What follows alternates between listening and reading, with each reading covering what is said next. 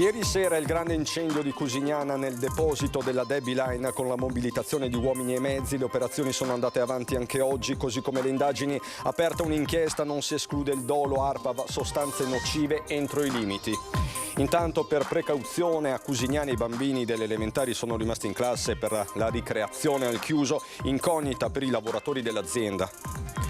Domani mattina l'inaugurazione dell'atteso innesto della Pedemontana in A27 con Salvini. Dalle categorie economiche la richiesta di correttivi urgenti per rendere l'opera anche realmente utile. Protesta davanti alla sede dell'Inps di Treviso, il personale continua a calare. Dall'ultimo concorso solo 31 nuovi assunti, ce ne vorrebbe il doppio. L'allarme dei sindacati, una comunità in lutto, quella di Cison di Valmarino dove abitava Danny Mattiuzza, il centauro 29enne travolto dall'auto guidata da un 18enne. La procura apre un fascicolo per omicidio stradale. Ha percepito nei mesi 3.500 euro di reddito di cittadinanza nonostante fosse detenuta in carcere per furto. Denunciata una 60enne residente a Castelfranco. Rischio alluvioni, taglio del nastro questa mattina a Parè per il bacino di laminazione voluto dalla regione. Il gruppo Media Nord-Est, il grande calcio, grande successo ieri sera su Telenord-Est per la prima semifinale di Coppa del Rey e la vittoria dell'Osasuna. Stasera alle 21 la gara di ritorno più attesa, Real Madrid contro Barcellona. Bentrovati, buonasera telespettatrici, telespettatori di Antenna 3, la cronaca in primo piano per questa edizione trevigiana dei nostri telegiornali. Soltanto ieri sera vi raccontavamo la grande paura, il grande incendio di Cusignana in comune di Giavera del Montello, un fatto che vi abbiamo documentato in presa diretta. Ebbene, è stata una notte di mobilitazione uomini e mezzi. Le operazioni sono andate avanti anche nella giornata di oggi con carabinieri, vigili del fuoco, ARPAV schierati, e la Procura della Repubblica Trevigiana intanto ha aperto un fascicolo contro ignoti e non si esclude il dolo.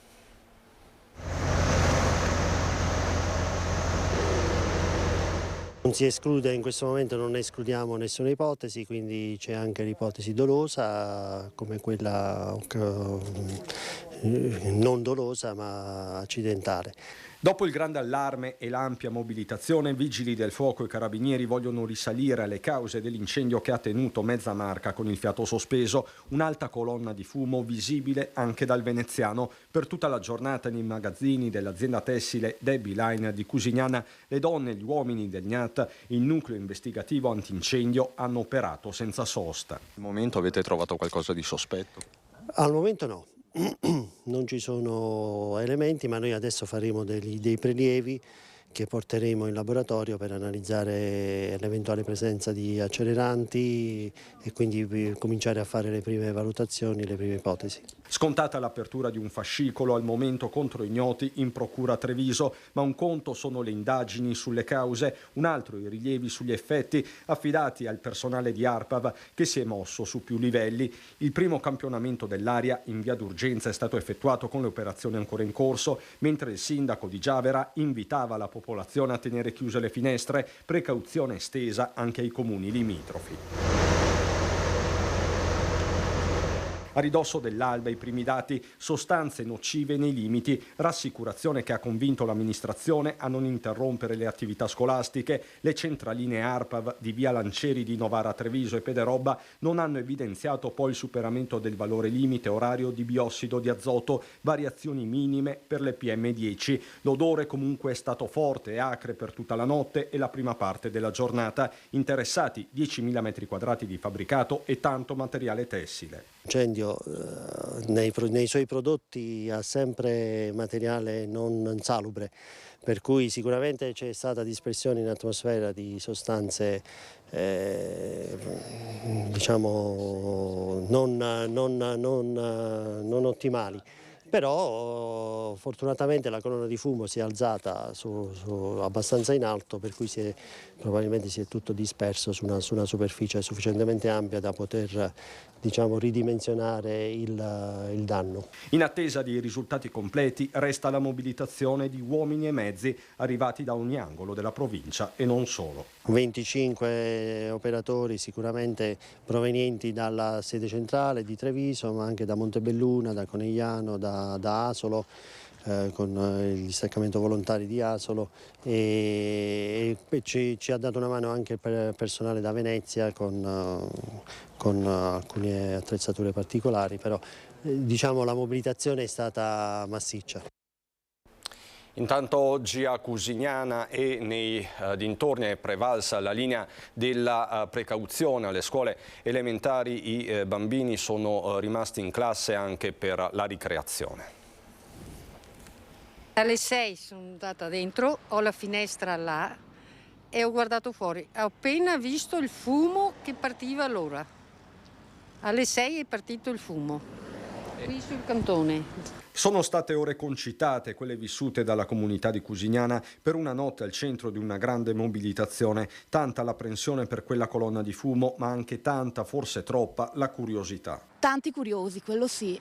Tanta gente che partiva anche da distante per venire a vedere cosa era successo. E dopo... C'erano un po' di intralcio. Più di intralcio che sì. Le fiamme hanno divorato una fabbrica simbolo, oggi per lo più adibita a stoccaggio di materiale tessile, incerto il futuro degli operai, sul posto anche i titolari che hanno preferito il no comment. Noi eravamo un po' affezionati a questa ditta qua, perché come gruppo Alpini che siamo là, è la zona dei nostri parcheggi anche per le macchine. Beh, l'azienda è arrivata nel 74, poi con la Benetton e avanti. Duole il cuore, sì, veramente. È una roba, una tragedia per noi, è una roba così, andare in fumo tutto. Presente per buona parte delle operazioni il sindaco di Giavera, la situazione più delicata, quella delle vicine elementari. Le scuole, stamattina abbiamo concordato anche con la dirigente scolastica appunto di tenerle aperte, anche perché non c'erano, viste anche le analisi, non c'erano delle pericolosità tali da tenerle chiuse. Chiaramente anche perché una delle analisi era fatta proprio qua alle scuole elementari. Comunque sempre mantenendo le precauzioni, tenendo le finestre chiuse e purtroppo i ragazzi non andando a fare la ricreazione. Primo cittadino che resta in attesa di risultati definitivi di ARPAV, così come buona parte della popolazione. Abbastanza, più che altro per capire cosa bruciava e cosa no, perché comunque in questi casi si sa mai, essendo anche stabili vecchi, non si sa mai, ecco. Domani il grande giorno, si inaugura l'ultimo tratto trevigiano della superstrada pedemontana veneta, atteso anche il ministro Salvini. Intanto dalle categorie economiche e dagli ordini professionali arriva un appello, una richiesta di correttivi urgenti. L'abbattimento dei pedaggi da una parte, il rapido completamento dell'infrastruttura dall'altro. Alla vigilia dell'inaugurazione dell'atteso collegamento tra Pedemontana e A27 sono associazioni di categoria e ordini professionali a chiedere alla Regione di rendere realmente utile al territorio la nuova superstrada. Da Treviso gli artigiani della CNA invocano pedaggi gratuiti nei tratti compresi tra due caselli dopo quello d'ingresso. In questa maniera favoriremo l'utilizzo della strada da parte di quei soggetti che ad oggi non la prendono perché è troppo costosa e non vantaggiosa per tratte di percorrenze tutto sommato limitate, ma nel contempo avremo un beneficio molto grande per la collettività, in quanto sgraveremmo la viabilità secondaria di tutta una serie di meccanismi, e anche l'investimento economico, se vogliamo, è limitato appunto perché questi soggetti ad oggi la strada non la prendono. L'inaugurazione del nuovo casello di Spresiano Villorba deve costituire l'occasione per fare il punto sull'effettivo utilizzo dell'arteria, sottolineano dalla CNA, ancora non funzionale alle esigenze del territorio, già contestata dunque per i costi elevatissimi, 3 miliardi di realizzazione, l'impatto ambientale, canoni e contributi da versare al concessionario. La Pedemontana rischia di non avere il ruolo determinante nella viabilità regionale che ci si aspettava. A tal proposito sarà fondamentale a nostro avviso prevedere anche delle aree di servizio per le imprese di autotrasporto, fondamentale inoltre procedere più velocemente con la realizzazione di quelle bretelle che ancora mancano per collegare appunto la Pedemontana con altre reti viarie. Inoltre non dimenticare l'importanza di lavorare anche sull'aspetto ambientale, lavorando sulla forestazione delle aree periferiche delle Pedemontane. Da ultimo, a nostro avviso, va prestata un po' di attenzione su quelli che saranno e sono i nuovi insediamenti che ci saranno lungo il tragitto. Devono rispondere a una serie di criteri importanti come la sostenibilità ambientale economica e sociale. Opera necessaria ma in questo momento non sufficientemente utile, occorrono correttivi urgenti. Che la Pedemontana costituisca una grande opportunità ne è convinta la Federazione degli Ordini degli Ingegneri del Veneto, che chiede il rapido completamento del collegamento fino a Montecchio nel Vicentino, creando un raccordo anulare della vasta area metropolitana centro-veneta. Se dunque l'innesto con l'A27 è una tappa salutata dal mondo economico con soddisfazione, ancora non basta. Senza dimenticare che se la superstrada dovesse rimanere sottoutilizzata potrebbe arrivare a costare complessivamente fino a 12 miliardi di euro. Torniamo alla cronaca. È una comunità in lutto, quella di Cison di Valmarino, dove abitava Danny Mattiuz, il centauro 29enne travolto dall'auto guidata da un 18enne ieri pomeriggio a Rievine Lago. La Procura della Repubblica di Treviso ha aperto un'inchiesta per omicidio stradale. Si è messo sulla strada dei Laghi proprio mentre stava arrivando la moto guidata da Danny Mattiuz, 29 anni. Il giovane aveva terminato il lavoro e stava facendo rientro a casa a Cison di Valmarino. L'impatto è stato violentissimo. I segni sulla fiancata dell'auto, a terra la due ruote, accanto il corpo senza vita del 29enne. Alla guida della macchina un ragazzo di appena 18 anni portato in ospedale con ferite lievi. Il neopatentato sarà indagato per omicidio stradale. Sarà effettuata ora una perizia cinematica per accertare l'esatta dinamica dell'ennesima tragedia della strada. È comunque una tragedia che colpisce la famiglia di chi non c'è più, a cui ovviamente vanno le condoglianze di una comunità intera, ma il pensiero è anche a chi rimane e che comunque si è trovato coinvolto in una imponente tragedia. Danny amava la moto, una passione, quella per i motori, che coltivava da tempo. Lavorava in un'azienda di Follina dove tutti lo ricordano come un giovane sorridente e tranquillo. Ieri la tragedia in una strada, quella dei Laghi, considerata pericolosa. La strada della Vallata, una strada comunque tanto trafficata, soprattutto nei weekend, anche da turisti, dai ciclisti, dai motociclisti che apprezzano l'area, quindi sì. È sicuramente una strada che ha in sé dei pericoli intrinseci, l'eccesso della velocità piuttosto che magari la distrazione data dal paesaggio circostante. Si tratta della 14ª vittima della strada da inizio anno. A Cison di Valmarino il paese è sotto shock per l'ennesima giovane vita spezzata.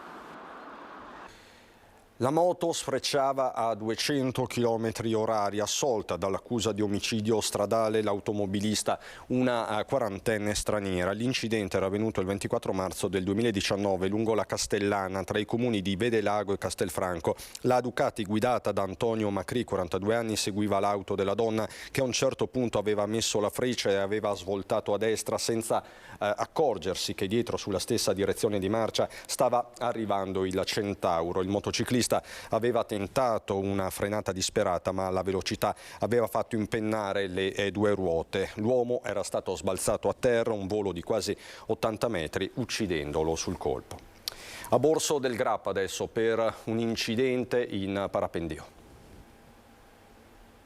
L'elicottero di Treviso Emergenza è intervenuto questa mattina intorno alle 11 sotto il decollo Stella Alpina sul Monte Grappa, dove una parapendista tedesca di 18 anni è precipitata dopo aver perso il controllo della vela subito dopo la partenza. La giovane, finita al suolo tra i cespugli, è stata raggiunta anche dal personale sanitario del SUEM di Crespano. Prestate le prime cure sul posto, viste le condizioni, la ragazza è stata elitrasportata all'ospedale Ca' Foncello. Percepiva il reddito di cittadinanza nonostante fosse detenuta nel carcere di Venezia. Per questo una 60enne castellana è stata denunciata. Puntualmente ogni mese percepiva il reddito di cittadinanza. Peccato che lei non si trovasse a casa, ma detenuta presso la casa circondariale di Venezia. Si tratta di una 60enne originaria della provincia di Udine, ma residente in zona castellana. Ad accorgersi di quanto stava accadendo i carabinieri di Castelfranco, che in collaborazione con gli uffici INPS territorialmente competenti hanno individuato e denunciato la presunta indebita percettrice del contributo economico. La donna, secondo quanto accertato nel periodo gennaio-agosto 2022, si trovava in carcere Giudecca perché doveva scontare una pena residua di quasi 8 mesi di reclusione per un furto aggravato commesso nel Trevigiano del 2017. La sessantenne ha però pensato bene di non comunicare nulla, violando le relative disposizioni normative e percependo illecitamente i benefici economici riferiti al reddito di cittadinanza per un importo complessivo di quasi 3.500 euro. Ovviamente le erogazioni dei sostegni economici sono state immediatamente revocate alla donna, la cui posizione è ora al vaglio dell'autorità giudiziaria. La sessantenne deve rispondere ora dell'accusa di truffa aggravata per il conseguimento di erogazioni pubbliche e uso di dichiarazioni false al fine di ottenere indebitamente benefici economici per il reddito di cittadinanza. E a proposito di INPS, oggi è scattata la protesta dei sindacati in tutta Italia, anche a Treviso, perché il personale continua a calare. Dall'ultimo concorso soltanto 31 nuovi assunti, i servizi sono a rischio, la denuncia dei sindacati. Nessuna richiesta economica, niente sciopero per il contratto di lavoro. I dipendenti dell'INPS di Treviso si mobilitano perché sono rimasti in pochi e non riescono più a garantire il servizio ai cittadini. C'è stato un concorso nazionale, ma a Treviso arriveranno solo 31 lavoratori, troppo pochi. 10 anni fa erano più di 300, oggi sono 190, a fine anno si scenderà a 175 e nel 2024 altri 10 di meno. Non sappiamo di questi 30 quanti accetteranno, per cui siamo fortemente preoccupati che invece di avere un aumento dell'organico per rispondere a tutti i servizi che l'INPS dà ai pensionati, alle imprese, ai lavoratori e alle famiglie, sia garantito nei tempi dovuti. Questa protesta, assemblea che viene fatta in tutte le sedi del Veneto è non per recriminazioni, per rivendicazioni, ma è appunto perché i lavoratori non sono più in grado di fornire i servizi al cittadino. Eppure all'INPS si chiede sempre di più: la cassa integrazione del periodo Covid, il reddito di cittadinanza, le pensioni quota 100, altre casse esterne assorbite nell'INPS, ma i lavoratori non ce la fanno più. Cominciano ad ammalarsi e devono scegliere loro quali sono le pratiche urgenti e quali no, procedura rifiutata dai sindacati. Non può essere un lavoratore che decide se liquidare una cassa integrazione o una pensione. Se l'indirizzo politico è quello di annientare la pubblica amministrazione, il danno lo subiranno noi dipendenti pubblici solamente, perché in ogni caso anche loro hanno bisogno di altre amministrazioni, mi viene in mente la sanità, ma tutta la cittadinanza. Pensando che solo 80.000 sono i cittadini serviti dalla sede di Treviso e 720.000 quelle delle altre sedi della provincia, i conti sono presto fatti. Il numero minimo che chiedete qual è? Il numero minimo è di attestare l'organico almeno sopra i 230 dipendenti. Questo ci consente anche di garantire l'attività delle agenzie di Oderzo, di Conegliano, di Montebelluna e di Castelfranco.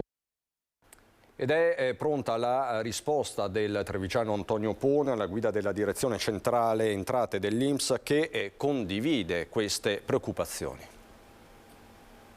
A mio avviso possiamo solo rispondere che hanno perfettamente ragione, nel senso che è un tema importante, un tema su cui c'è l'attenzione anche dei vertici dell'istituto.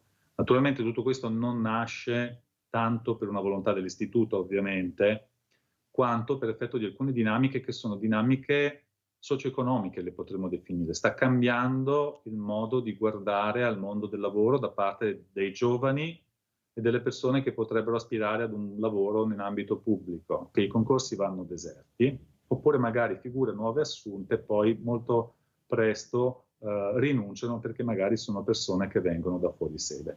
Pochi veneti partecipano ai concorsi pubblici, come detto, e pochi veneti hanno partecipato anche al concorso importante che è stato fatto l'anno scorso dall'istituto, che porterà all'assunzione a livello nazionale di circa 4.000 persone, ma la provenienza di queste persone è per la grandissima parte di fuori regione, cioè non sono veneti.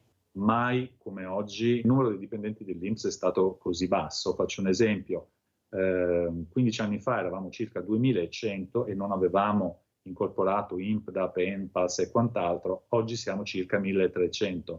Fatichiamo però a reclutare personale, in particolare personale veneto. Per poco personale che riusciamo a reclutare è proveniente da fuori regione e chiaramente ha un obiettivo di vita che è l'avvicinamento. Quindi adesso l'Istituto darà una risposta in termini di attribuzione di unità aggiuntive anche al Veneto. È importante continuare su questa strada. Mense ospedaliere, centri di cottura per alimenti e servizi di catering alle strutture sanitarie sotto la lente di ingrandimento del nucleo NAS dei Carabinieri di Treviso, coordinato dal comandante Giuseppe Mercatali, operazione che ha riguardato tutta Italia. Nella Marca 9 le strutture controllate, in 8 sono state rilevate alcune irregolarità e inadeguatezze igienico-sanitarie, come piastrelle rotte non sostituite, vecchie zanzariere, pareti scrostate. Si tratta comunque di violazioni di lieve entità. È scattata una sola denuncia per un estintore che non risultava revisionato. Non sono state inflitte multe, ma soprattutto prescrizioni. Parliamo di rischio alluvioni e dissesto idrogeologico. Questa mattina a Parè di Conegliano il taglio del nastro di un bacino di laminazione. Questo è un intervento finanziato interamente dalla Regione con 700.000 euro e è un bacino di laminazione, ha lo scopo di trattenere l'acqua in quest'area, nell'area agricola, evitando che l'acqua possa creare dei danni nella parte residenziale, come è successo appunto in passato.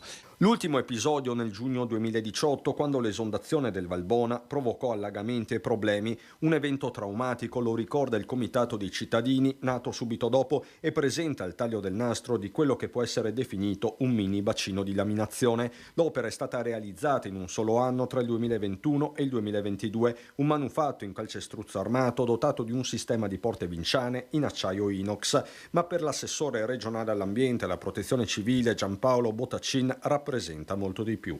Ed è anche l'esempio di cos'è un bacino di laminazione. È un'area che è costeggiata da un argine in terra battuta, non ci sono colate di cemento e all'interno della quale si continua a mantenere esattamente quello che c'era prima. Il vigneto c'era prima, il vigneto c'è anche adesso. È chiaro che quando il corso d'acqua si alza sopra un certo livello e non riesce più a contenere la piena, per evitare che esondi in sinistra si fa allagare quest'area in maniera controllata e quando poi è passata la piena poi si svuota anche quest'area.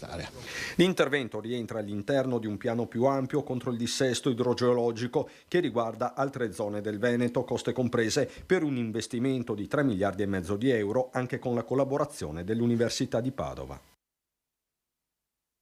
Ritorneremo a Treviso, ma subito dopo la pubblicità, fra poco.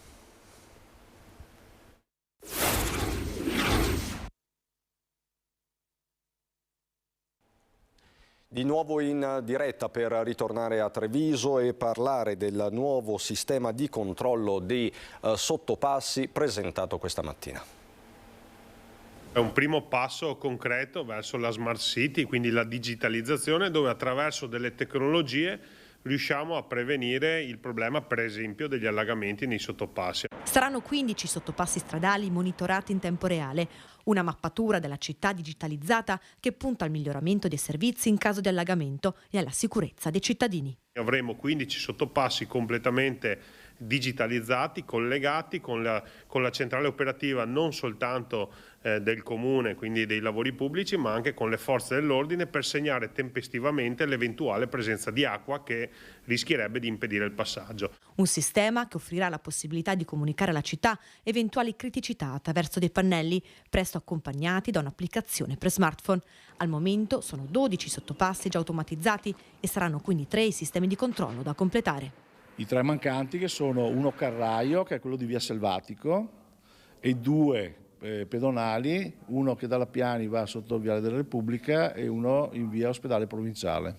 Un programma di monitoraggio dell'acqua e vigilanza costato 50.000 euro, progetto che comprende anche altri luoghi di intervento. L'opera forse più imponente è stata quella di monitorare e televigilare anche tutto il bacino della Ghirada con telecontrolli sia a monte che a valle, quindi sia nella zona della Ghirada, sia nella zona di laminazione che abbiamo fatto, il bacino di laminazione nel lato nord del cimitero maggiore, e quindi anche tutto quel bacino che una volta era critico e che adesso con la laminazione abbiamo risolto con i problemi di allagamento sarà monitorato costantemente.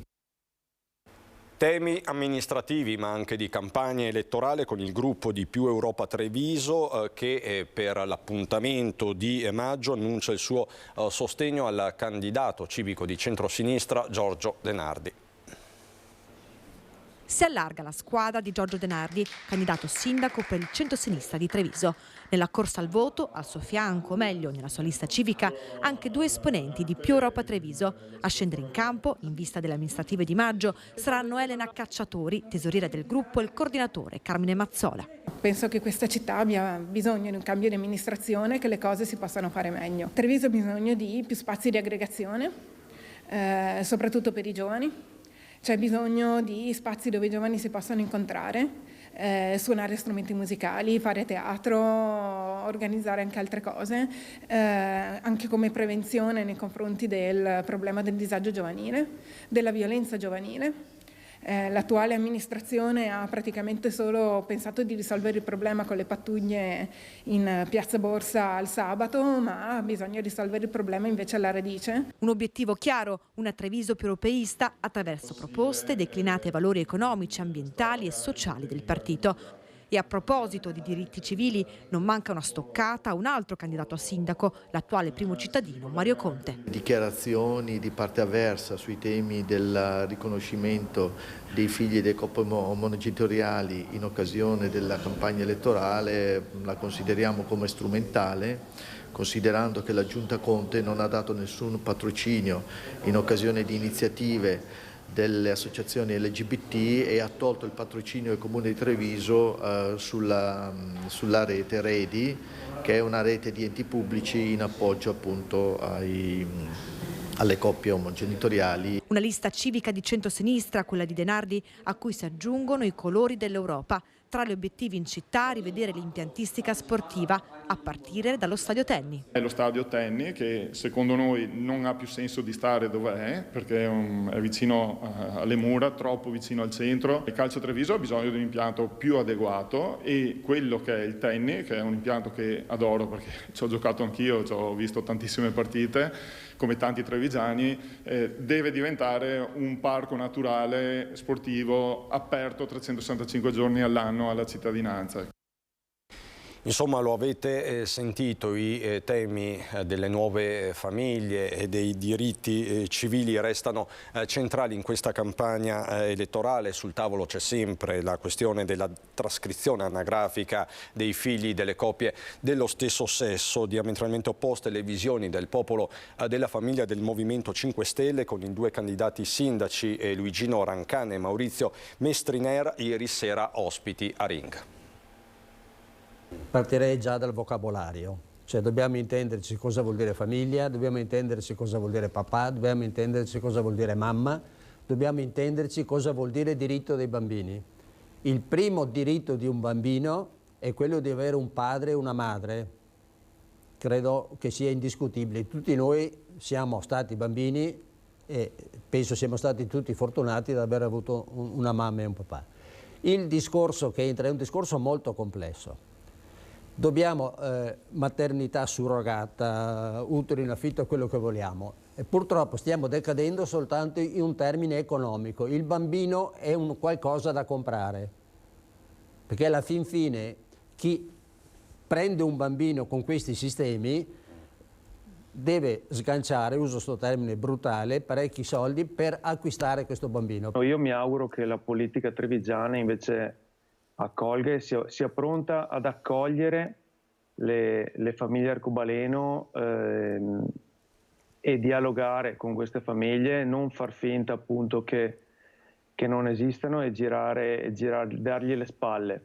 Qui si tratta di un regolamento che non ha nulla a che vedere con il riconoscimento di coppia e non ha nulla a che vedere con la maternità surrogata, temi che spesso chi è esponente del governo butta in mezzo al tema proprio per confondere e fare disinformazione e non arrivare a nessun punto con la discussione.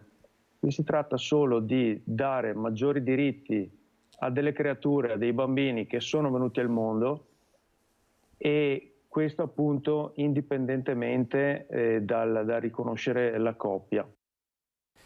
Si avvicina la Pasqua, cambiamo decisamente argomento, e l'Associazione Veneti Schiacciati dalla crisi della nostra Mirella Tuzzato aiuta come sempre chi ha più bisogno. Queste le nuove iniziative.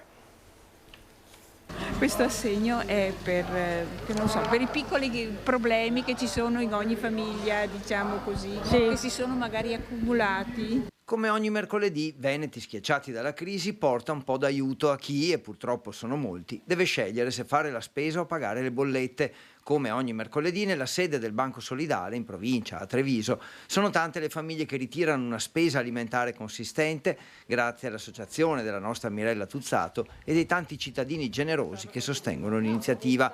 Ma ora è Pasqua e così, oltre alla spesa, c'è qualcosa di più: la colomba, l'uovo e un aiuto economico. Sono felice e ringrazio molto la Mirella, che se non era per lei in questi 8 anni che io vengo qua, non saprei come aver fatto, insomma. Posso dire grazie ancora poco. Le sarò sempre grata. È festa, sta arrivando la Pasqua, i nostri amici abbiamo comprato le uova, le colombe e stiamo dando qualche piccolo assegno nei casi nei quali abbiamo verificato che c'è una vera necessità, e soprattutto sono persone anziane. E buona Pasqua a tutti e grazie a quelli che ci hanno aiutato per fare queste cose qui, perché noi senza di voi non avremmo fatto niente, cari amici. Veneti schiacciati dalla crisi ha iniziato con Mirella la sua attività 10 anni fa, pensando che fosse temporanea. Invece c'è sempre più bisogno. Sono 250 le famiglie aiutate, 43 gli assegni consegnati in un giorno prima di Pasqua. Queste famiglie sono veramente grate perché questo aiuto un po' anche inaspettato per loro, c'è qualcuno che ha pianto quanto gliel'abbiamo distribuito. Grazie Mirella, sei grande. Mettilo in tasca. Ok. Bene. Grazie Mirella. E buona Pasqua. Grazie mille di tutto. Mi sono emozionata. Se io pago le bollette non mangio più.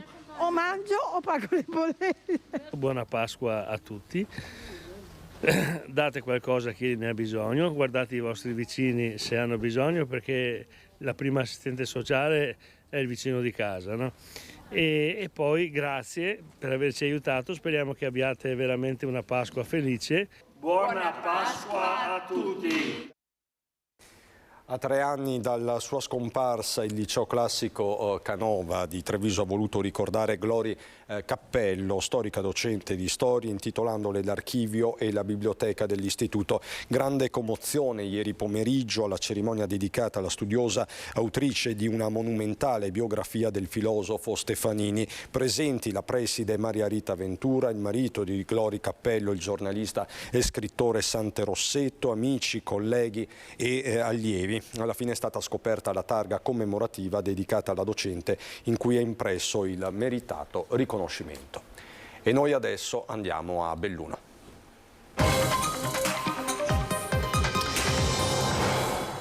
A Belluno, dove c'è sconcerto e preoccupazione fra i lavoratori della Safilo che ieri sera hanno appreso da Mauro Corona quale sarà il loro destino. Corona, ospite della trasmissione Carta Bianca, ha svelato la confidenza di un sindaco. Esterrefatti i sindacati che su Safilo attendono la convocazione del comitato di sorveglianza istituzionale. Ci racconta tutto Tiziana Bolognani.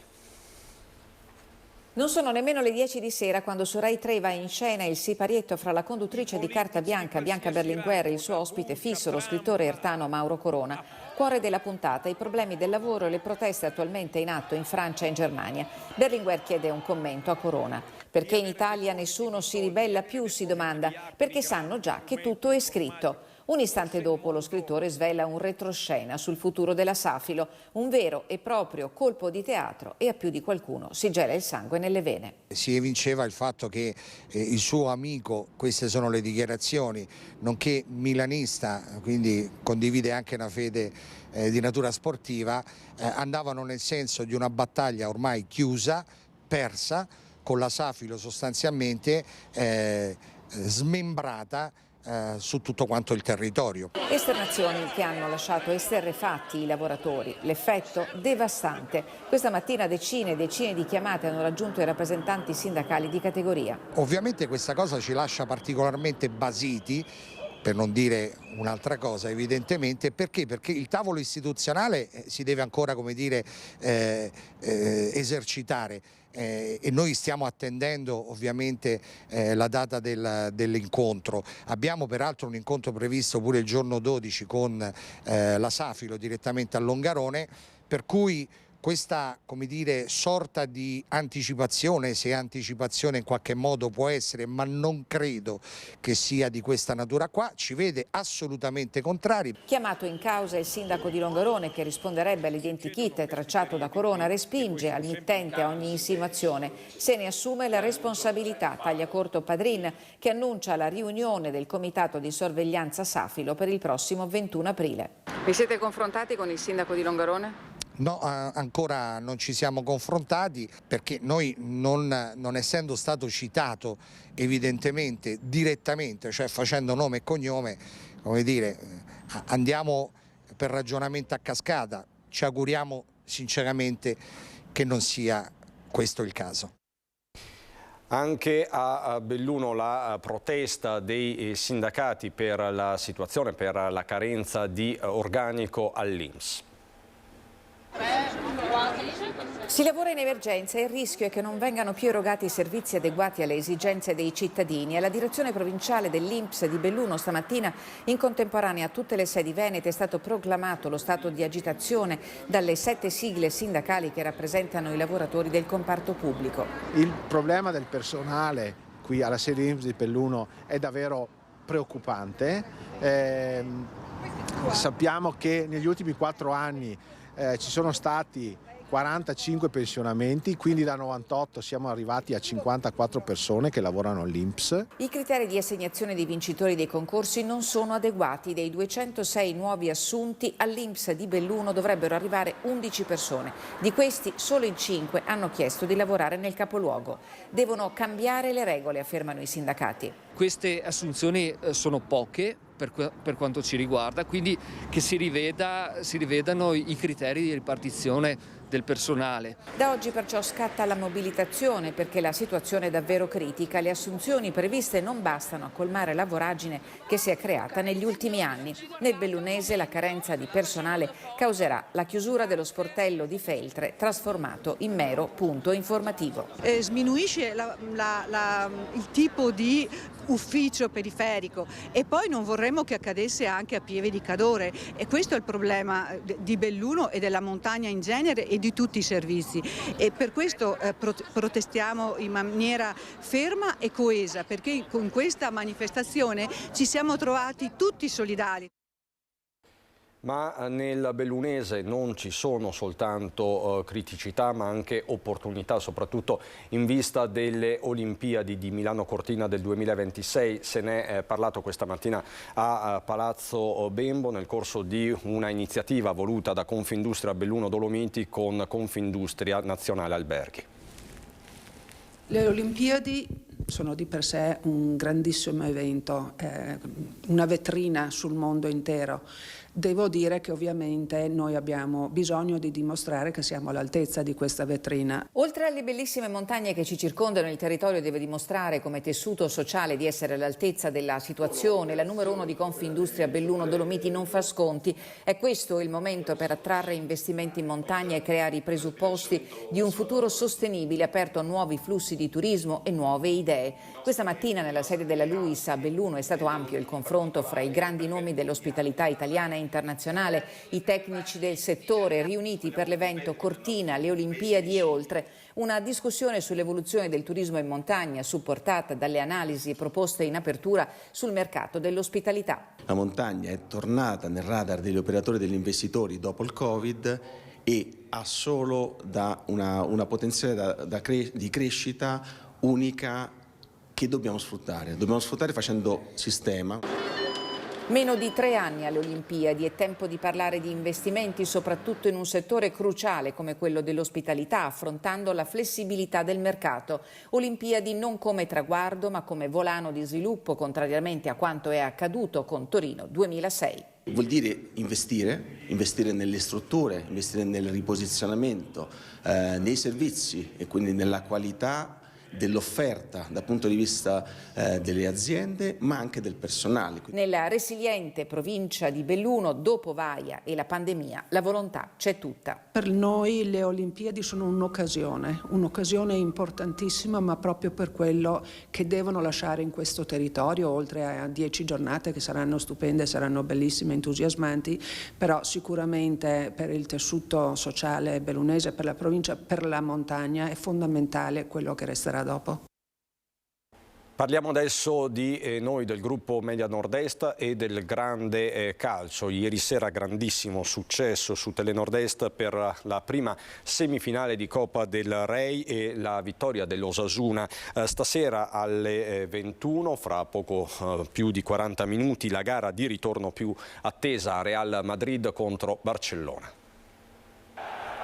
Cresce l'attesa per il classico e intanto arriva la prima finalista della Coppa del Rey. È l'Osasuna a passare il turno beffando l'Athletic di Bilbao. Non basta la spinta del San Mamés tutto esaurito. Inaki Williams porta in vantaggio i padroni di casa e si va ai supplementari. Al 116esimo arriva la doccia fredda firmata da Ibanez. Un pareggio che permette all'Osasuna di tornare in finale dopo 18 anni. Ora, occhi puntati sul classico, in diretta su Telenord-Est il Real cercherà il riscatto, anche se non sarà facile in un Camp Nou che si preannuncia rovente. Se il campionato può dirsi già chiuso, in Coppa è tutta un'altra musica. Il Barcellona è attualmente in una forma straordinaria, avendo vinto le ultime 5 partite, subendo un solo gol. E la posta è alta.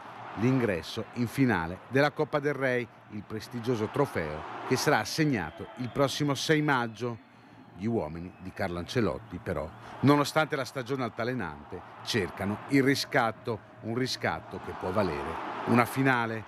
Tutto pronto quindi per il classico in chiaro su Telenord-Est stasera alle 21.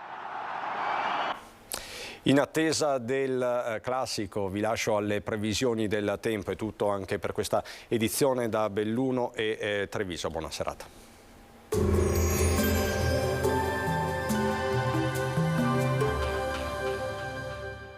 Entra nel mondo Lolato. Da oltre 40 anni un team di professionisti per migliorare la qualità della tua vita. Centro del piede con servizi di podologia. Laboratorio per la produzione di plantari e calzature su misura. Bentrovati al meteo. Temporaneo aumento della pressione sul nostro territorio, pertanto la giornata di giovedì 6 aprile trascorrerà con il bel tempo. Vediamo insieme il dettaglio. Sul Veneto precipitazioni assenti, avremo un ampio soleggiamento con cielo poco o parzialmente nuvoloso. Maggiori addensamenti, specie sulle zone montane nel corso del pomeriggio, ma in genere senza fenomeni associati. Temperature con contenute variazioni di carattere locale, minime tra lo 0 e i 4 gradi, massime invece tra 11 e 14 all'incirca. Spostiamoci ora sul Friuli Venezia e Giulia. Anche qui tanto sole, cielo sereno o poco nuvoloso, ma con gelate notturne sui monti e localmente anche sulle zone pianeggianti. Temperature minime tra 1 e 2 gradi, massime sui 12-14 all'incirca. Infine diamo uno sguardo al Trentino Alto Adige, dove avremo un tempo soleggiato con qualche nube innocua nel corso del pomeriggio. Temperature minime intorno ai 3 gradi, massime sui 14 all'incirca. Dal meteo di Antenna 3 per ora è tutto, grazie per l'attenzione, arrivederci.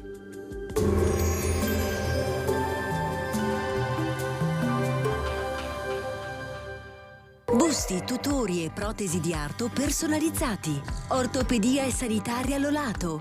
A Treviso e Montebelluna. Lolato, soluzioni per star bene.